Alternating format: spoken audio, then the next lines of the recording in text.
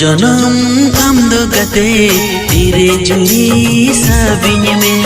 जनम आमदो गते तेरे जुड़ी साबिन में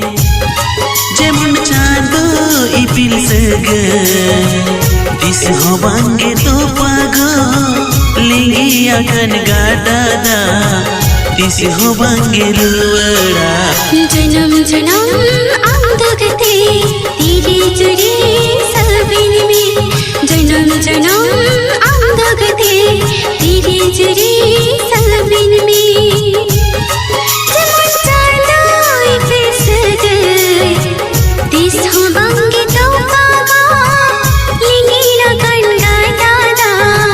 दिस हो बांगे रुवड़ा जनम आमदो गते तेरे जुड़ी साबिन में जनम